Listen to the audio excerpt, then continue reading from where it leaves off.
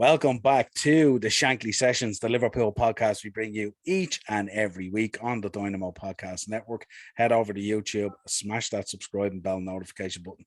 Joining me tonight, a regular on the upper tier and the Shankly Sessions, Brentford versus Liverpool preview. Craig, how we doing, my man? Very good, Niall. Thanks for having us back on. What a fixture to look forward to, Absolutely. Belter. Let's begin 5:30 tomorrow. Great evening kickoff as well. So really looking forward to that as well. Under the lights at that new Brentford stadium. You can see behind me, it's absolutely beautiful stadium. Can't wait to see it on TV. Let's start. Thomas Frank versus Jurgen Klopp. Talk to me about Thomas Frank. I know you're a big fan of Brentford. Big fan of Brentford. I think he's going to gain a lot of admirers, which I'm sure he already has in your own books and probably a few of the other lads off the podcast, and rightly so. He was a former assistant, believe it or not, to Dean Smith, who manages Aston Villa. But in his own right, stepping out of the shadow, do you have that kind of overshadowing thing as in, he was an assistant at Villa? No, Thomas Frank is Thomas Frank. No one ever brings up the part that I just kind of brought up there. He goes about his own philosophy, attacks, kind of similar to Bielsa, but I would say he is more measured in his approach to the game, as in he has the defense as well as the attack. It's a bit more balanced. Like, they do attack very well and in high volume, but they also make sure they're tight at the back, where I think Leeds kind of falter sometimes when they're getting caught in the transition because they're going one way. In the Championship, you know yourself what that league is like. It could be a Premier League side coming down. It doesn't matter. That league owes you absolutely nothing. It's ruthless. It's horrible. How long did we both want Leeds to get out of that league? Doesn't happen. It just doesn't work that way. He's created a formula which they play expansive, attractive football, but are also all together get stuck in defensively as a unit. They caught my eye. I know a lot of people were talking about how Ollie Watkins did it well, but it goes a lot deeper than that. He had two players either side of him who you're very familiar with. One of them was Saido Benharama, who was at West Ham, who got his move. Look, at the time, Brentford didn't come up. He moved to the Premier League. He earned it. Yourself, he's a decent player. You like him. I know you like him. On the other side, there's a player who's been there and has stayed there, and he is very good. And his name is Brian Mbeumo. So the firepower that they had up front of the three lads was in tandem. And when they lost Watkins, you kind of said, Jesus, the focal point maybe is missing now, and how do you replace that? So along comes a player who I really, really happy for him, and I'm delighted that he's in the Premier League and he deserves to be there. Ivan Toney. Yes, I love the other guy. Don't get me wrong, I love Malbo. Now look at this lad. Nothing has been given to him. Let's just say that. He had 3 appearances for Newcastle United and they got rid of him off the books. It's disgraceful. I love Newcastle as a club. I really hope they get sorted out. We love Newcastle. They're like a Leeds, kind of like a soft spot for them. The lad didn't get a chance to prove himself. But what I really like about him is it didn't let him stop him. He said, that's fine. I'll start again. He was at Peterborough United, had an amazing goal return, 49 and 64. And then the question comes about, but that's League One. I know that comes up. I get that. And it's a valid point in some cases. He then had an opportunity that he was going to be the main man for Thomas Frank to replace Watkins. How hard is that after the season that he had? And unfortunately, he still didn't get up, but he got his move then, like Benrahma, which was deserved as well. And Toney just flourished.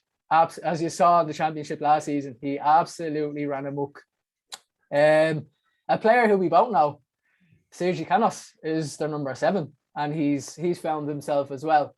Didn't work out at Liverpool, but again, he has found, a club under Thomas Frank, the expansive football, a style.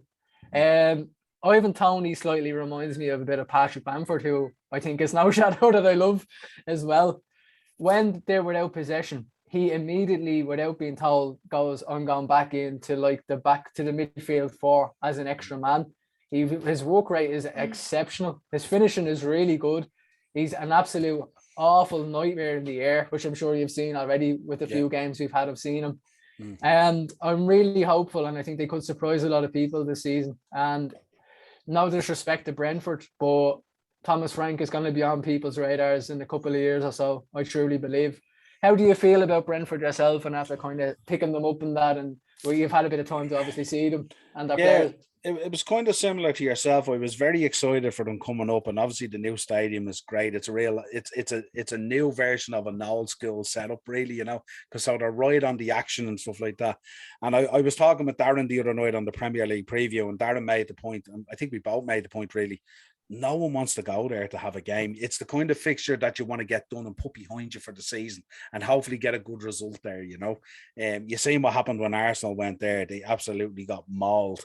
You know, and I think they're going to do that to a lot of clubs. I can see them upsetting a lot of bets this season for lads who are having an L flutter and not including Brentford in one way or another in your accumulator or whatever it is.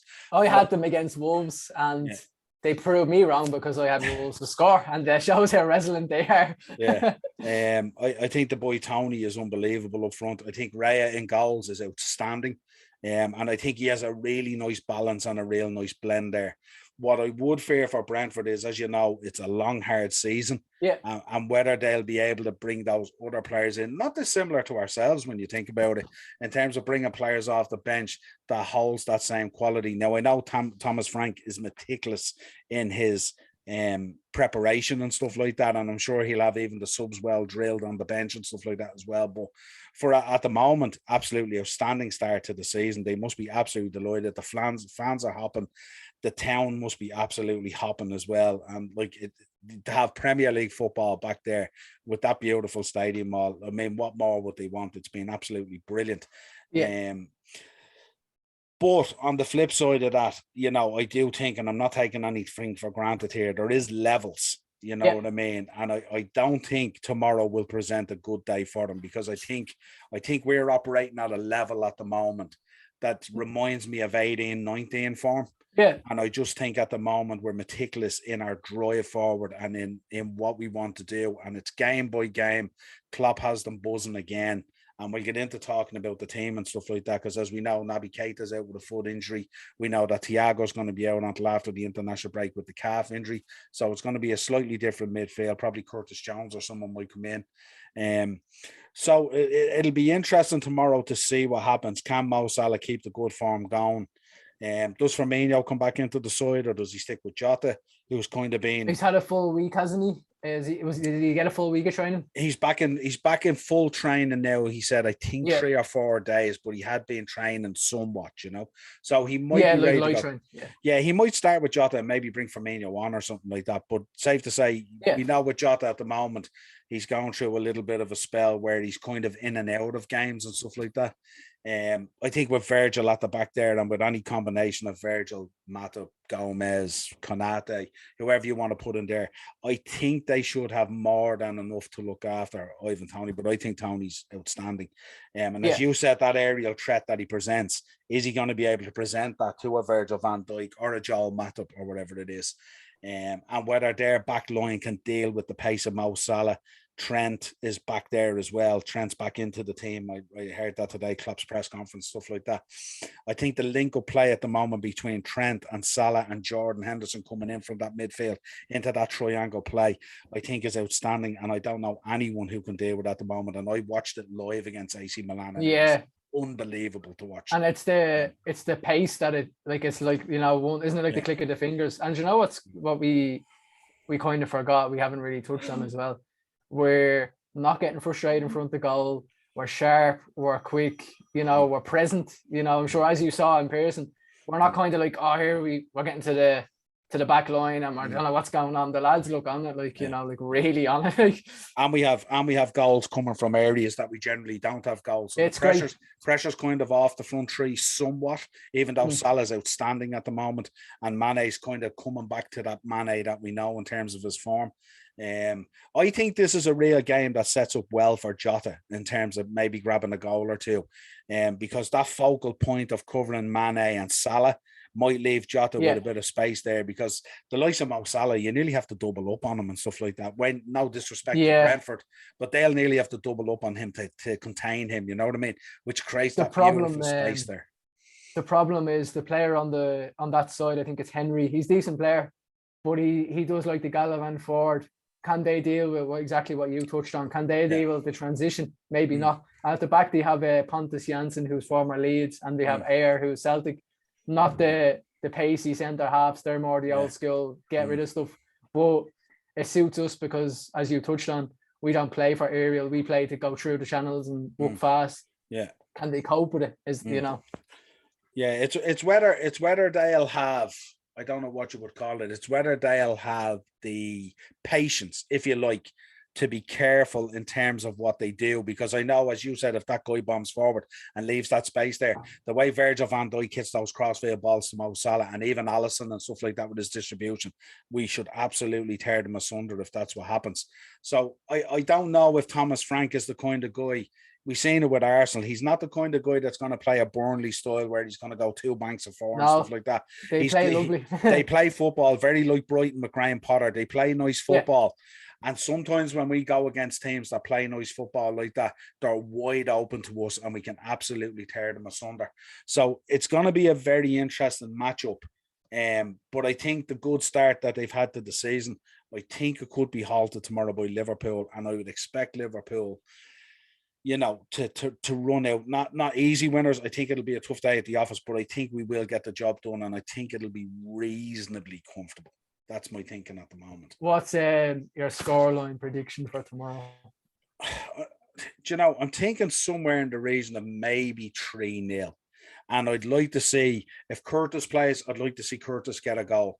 Not that I'm fussy. I mean, I'll take a goal off the back arse of Mo Salah. Yeah, we take it. But you know what I mean? But I'm liking this thing that he's doing now with this different idea to the midfield, where it's about pressing forward, you know, assisting the play, pulling the trigger, having a go, having a shot. That's what we were crying out for, like many times last season. You know? Yeah, well, you're seeing it with Jordan already. You look at Jordan Henderson; he's never been as forward thinking as he is this season. And I think Klopp, I really think he's turned the screw on that midfield and say, "Guys, it's your turn to chime in here now. Your stats are horrible. You need, you know, it's not good enough anymore to be just workman. Like, we need to see goals, we need to see assists, we need all this good stuff coming. It can't be just like, you know, off the front three are on it, we're all right. You know, we need to be chipping in from everywhere, like, you know. Absolutely. Look, league title winning teams and all these great teams down through the years that have won doubles and trebles and all that kind of stuff. There's goals coming from everywhere. I'd like to see Virgil actually get a goal tomorrow, maybe off a set piece or a corner as well. But again, I'll take goals from anywhere, you know what I mean? But I'd like, you know, somewhere around 3-0, clean sheet, happy days, no injuries, move on then to Porto it is next week then, I think. Yeah, midweek. In the Drago, I think it is, isn't it? Yeah, absolutely. The only thing when you go back and you look at history with Brentford, I mean, we have to go back to 1947 is the last time we played them, you know what I mean? Which means, in theory, means absolutely nothing. And that was the year that we bet them. We bet them that May 1947, and that was when they got relegated. We actually relegated them at that game, you know. Oh God! So it's a kind of a weird one, you know. But they do give it, like, you know, again, you're going back through the stats and stuff like that of history and all, so it's meaningless, really, you know. Football is a very different game now and stuff like that. But I do think we're operating at a level that's just, you know, I look at us and I look at Chelsea and United somewhat, but there is a little bit of stuttering there, but they're still getting results. Yeah. But we're operating at a different level. And you even look at City, at times when you look at them, it's a little bit of a struggle for them. They haven't really hit their mode yet, you know. I think United could be individual performances, if you understand me, instead of like us and Chelsea are going out and getting the job done, and like we're like going straight from 1 to 5th gear. It's incredible, like, you know, it's incredible to start the season like that, you know, like straight into bleeding, you know, full notch, like, you know. Well, we knew that we'd be fired up because last season, although we got third and stuff like that, and we got into the Champions League in the end, but the struggle was such a season.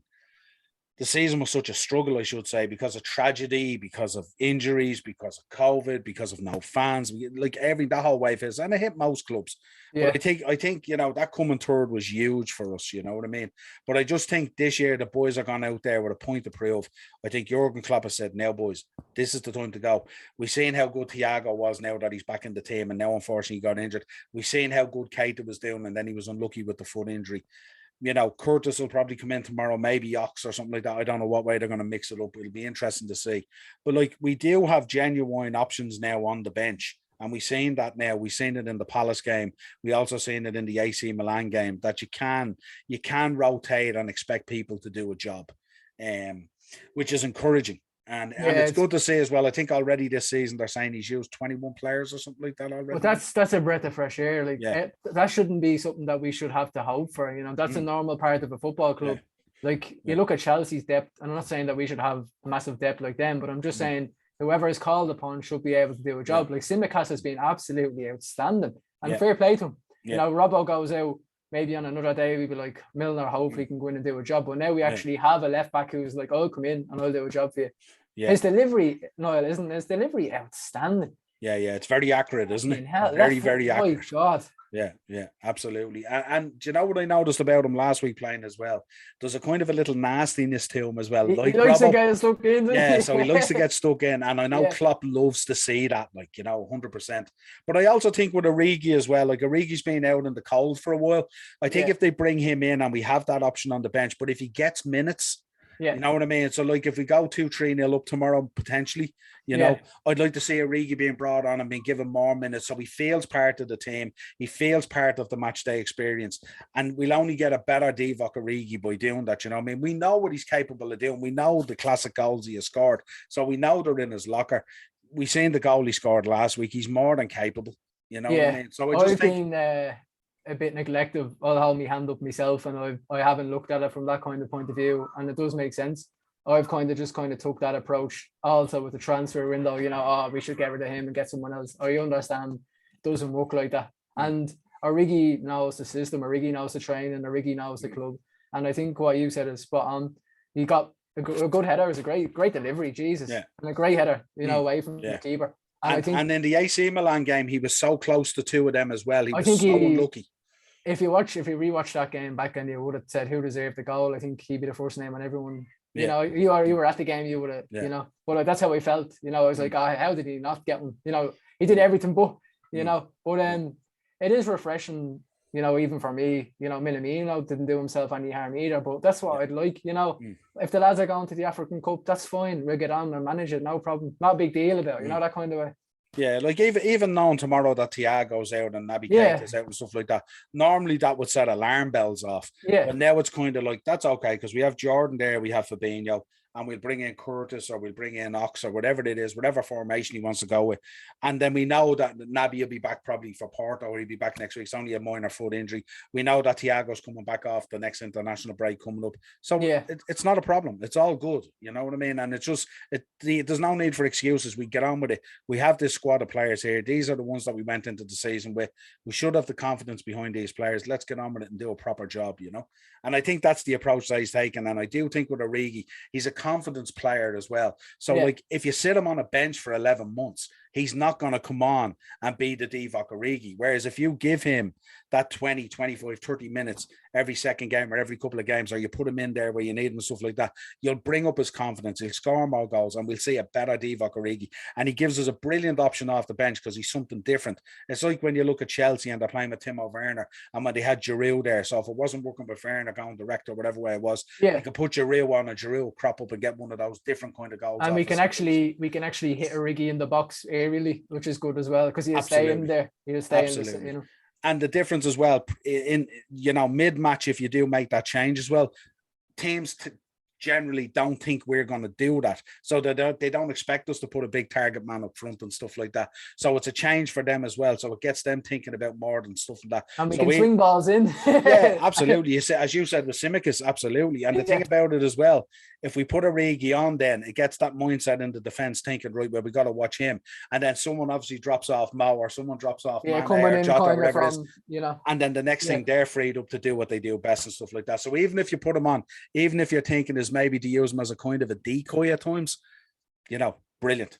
So I think we've got great options at the moment. And I don't think we need those guys on the bench. Divock Origi has to be on the bench. We need that option there to change it up, especially going into a match like this where it's not going to be that easy. We know they like to play football. We know the crowd are going to be on top of it. We know it's going to be one of those grounds like Ellen Road, like Villa Park, like Turf Moor, where it's difficult to go and get a result, and you tend to want those fixtures done.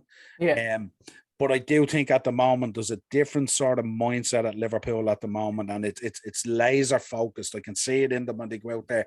It's all about business. It's encouragement. You can see the job Jordan's doing, pushing that wave of Liverpool players forward all the time. More. Not satisfying, not being satisfied with anything. You know what I mean? Remember in the 18-19 season, like people couldn't even get near out of half. Yeah, we were, we had them suffocated, like, yeah, because we were so high. We were submitting them in, Yeah.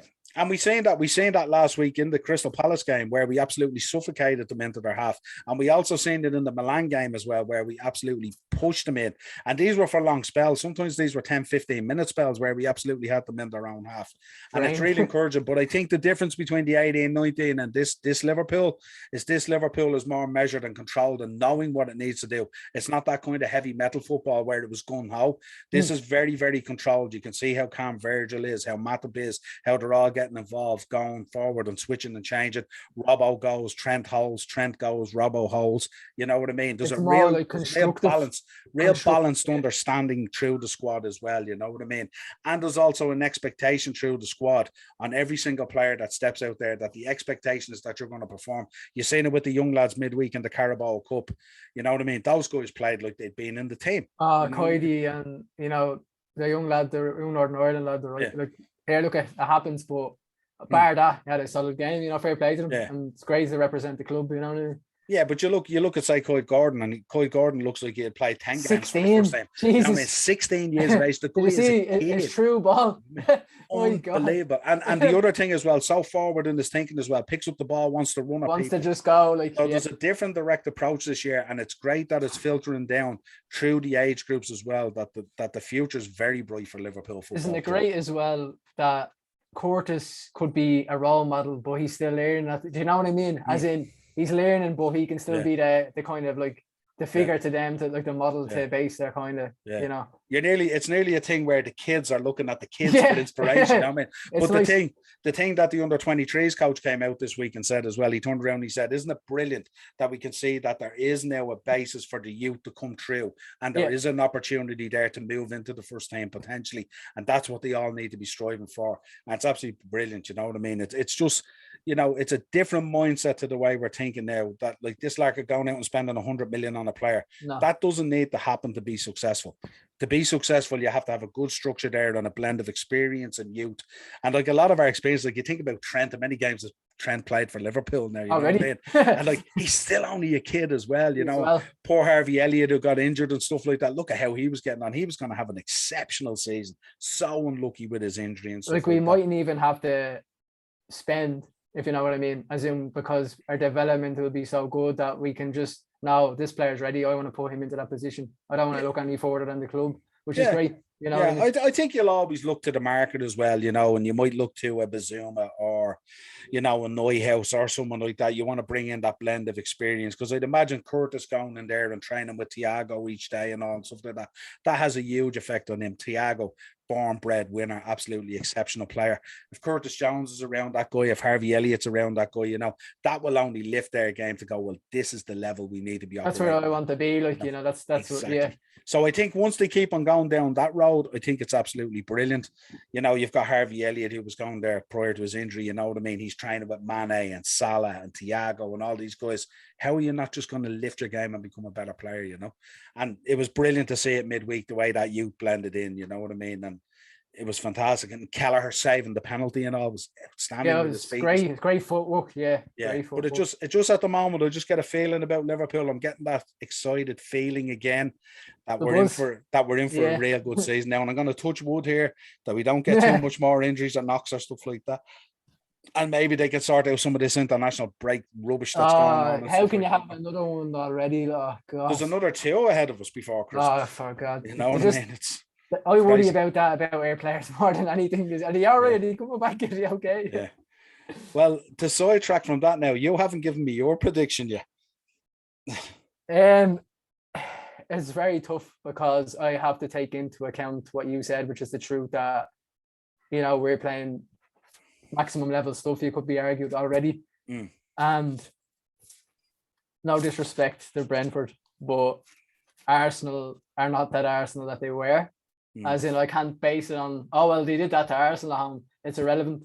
As in, the levels that you were saying. I'm going to go 2-0 Liverpool. I agree with you about, Tony is a handful and a menace and all, but the operations that we have and the calmness and the closure and trust, if it's probably going to be Joel back in, I imagine, with Virgil, because Konate played in the cup obviously as well. Yeah. I just think that we're going to be able to manage the situation, that it's not going to be, Tony won't cause that much. He's a good player, don't get me wrong, but I just think the level that we're operating at and the clubs we've already faced, that the lads have dealt with them pretty well. I think it's going to be a very tough win. I think we're going to have to earn it. And I think eventually, I think we might get a goal, but then we might go a spell towards the end of the 15 or so and get a second just to kill it off. But I do think if we score, you won't see Brentford lie down. I think they'll give everything. Yeah. I think it's going to be a hard fought 2-0 win myself. I'm going to go Trent tomorrow for a goal, because I think what you touched on, set pieces, if we hit them on transition, and they will have to foul or concede a goal, we could say, or concede a chance, you know what I mean? Yeah. They won't be able to handle that ferociousness, I don't think, in transition. If a foul gets given on the edge or whatever, Trent will have a bang and he's well capable. I mean, the other goal, I don't think it's going to be like one of them games where, like, Mo comes in and good play. I think it might be different tomorrow, like a set piece and maybe a corner. Or maybe I'm going to go Virgil for that. I'm going to go Trent and Virgil. I'm going to go something different. God, I think it's going to be a bit different. Yeah, a weird feeling.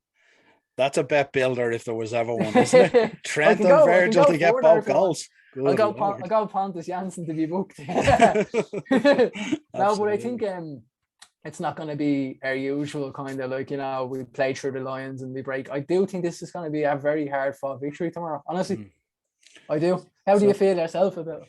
Yeah, I think it'll be hard fought. I mean, Brentford are going to give anyone a bit of a game, but again, as I said, with levels and the way we're playing and stuff like that, and if our goal is to be in that title shake-up, then these are the games that you have to just go out, express yourself at that level and go and win. And I think that's where we're at the moment. We won't be looking towards Porto. We won't be looking towards City next weekend, I think it is. We'll be looking, this is the game in the moment, 3 points, get the job done, top of the table or whatever it is, and move on. Then we go Porto. So I think the way Klopp is doing it at the moment, he has the guys laser focused to be, fully engrossed in the moment, not in projection. And I think it's 5:30 Brentford, full stop. And we'll talk about Porto then at 8:30 on Saturday night, and that's the way I think he's thinking. And I have a question for you. Yep. Regarding Brentford, will we see? I know it's hard to say with Thomas Frank. He's a master tactician. He does his homework, as you touched on. Will he go 4-3-3, or will he be conservative and play Tony as the lone man and maybe have a 4-5-1, as in holding Buemo and Canos in a line behind Tony, but Tony will also come in like he does naturally to help?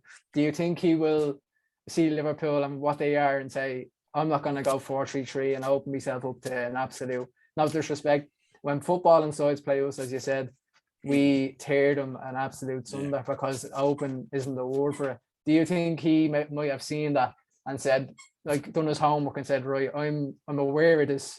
Although I want to play good ball and it's my philosophy, I also want to maximize our chances of possibly getting something, and I'll be a bit more conservative, as in go 4-5-1 or something like that.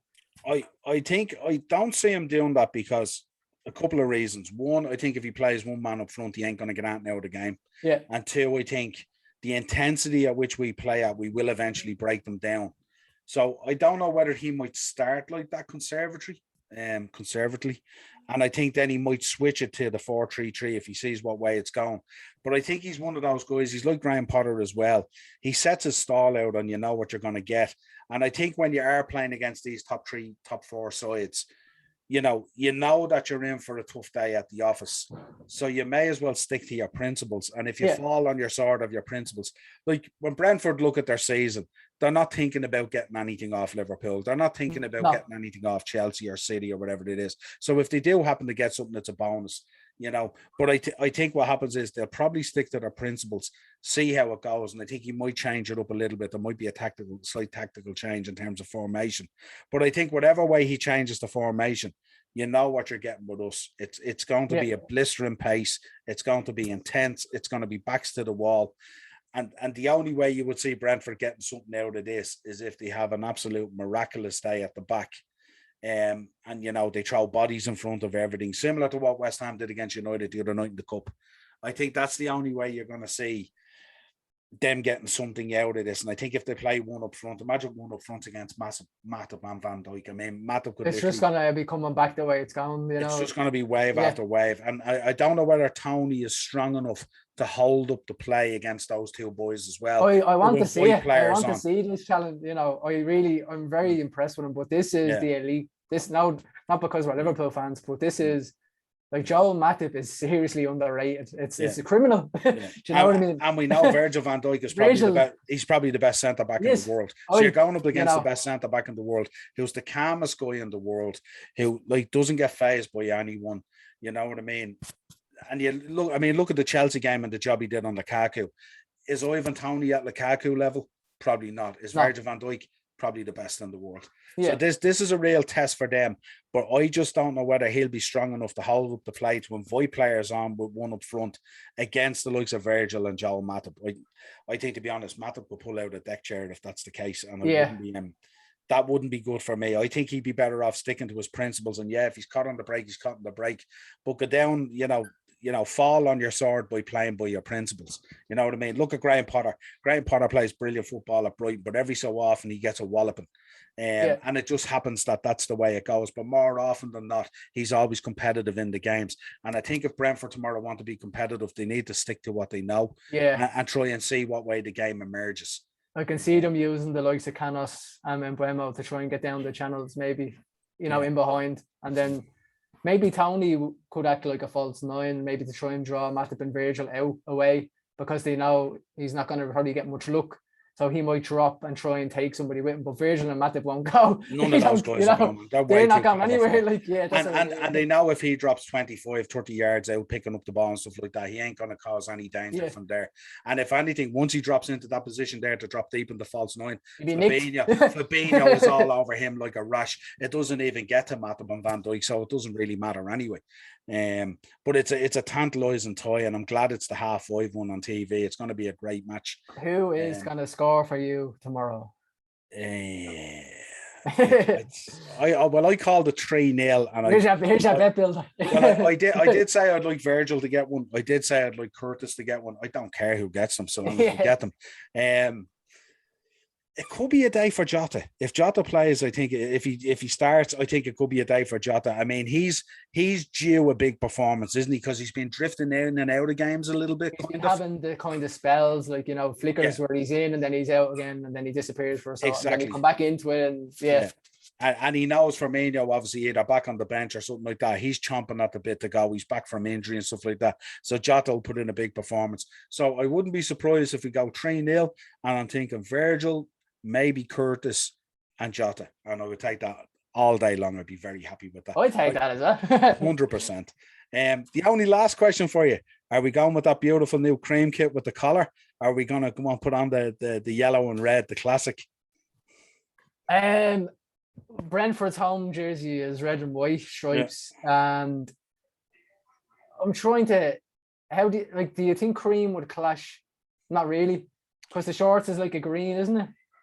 They would wear white. Will we go yellow? I have a feeling they're going to go with the yellow. Yeah, they probably go yellow to play it. I hope they do, because I'm colourblind anyway. So absolutely. Yes. Well, here, look at we can watch the game at 5:30, and then we can go and book McDonald's at 8. They can, so they'll be happy days. Do 2-1. Yeah, absolutely. Don't only think of the yellow. Oh, don't ask me why. I know you're gonna laugh. I think of Ricky Lambert. Don't ask me why. Or Barini or Balotelli. Am I right? Was that the time the Warrior one? Remember the red kind of neck on it, the red kind of long. I think so. Yeah. Ricky Lambert comes up to me. He goes, "What the hell?" I was hoping for a similar version to what you have on the pinstriper, but I didn't. Oh, the crown paint. Instead, we got the checks instead of the pinstriping. But you look. Yeah, it doesn't matter what the I haven't got the yellow one yet myself. I have the cream one, which I'm very fond of. I really like it. I would imagine the yellow one with the old school checking around it is an acquired taste, let's say. If you like your fast food. Would definitely suit you, but might not suit a man of my stature, let's say, my shape, the yellow. Nah, at all. That's a conversation for another day. Well, anyway, this has been your Brentford versus Liverpool preview with Craig on the Shankly Sessions. Head over to YouTube, Dynamo Podcast Network, on Twitter at Sessions Shankly, on Facebook and Instagram, The Upper Tier, and you'll also get audio versions of the show if you don't want to look at these beautiful faces. And you'll get us on audio, Spotify, Podbean, and iTunes. Till next time, Craig, absolute pleasure. Thanks, Come on, man. you red men, let's do this.